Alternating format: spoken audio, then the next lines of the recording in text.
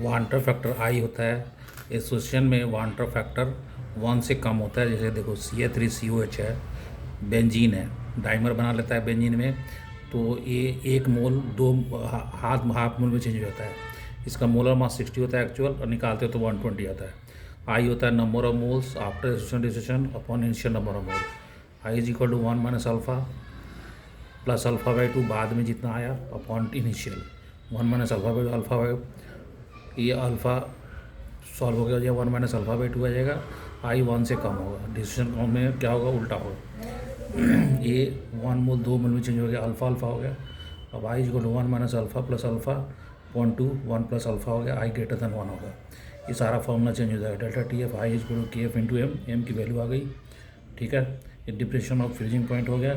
ये delta T F i into K B into M, i K B W2 into 1000 M2 into W1, elevation of boiling point हो गया। Pi equal to i CRT होगा, osmotic pressure हो गया।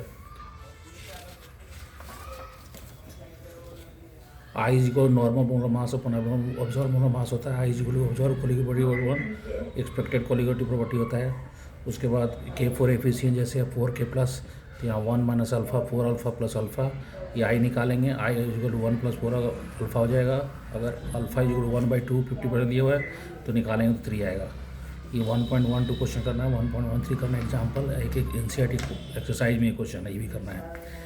I is equal to 1 plus 2 into 1 ACL2 के लिए है 1 minus alpha alpha plus 2 alpha को 2 alpha हो जाएगा। इसे 1 प्लस 2 अल्फा होगा। अल्फा अगर 100% दिया हुआ तो अल्फा इज इक्वल 1 हो जाएगा, निकालेंगे तो 3 आएगा। ये सिंबल की मीनिंग दी हुई है।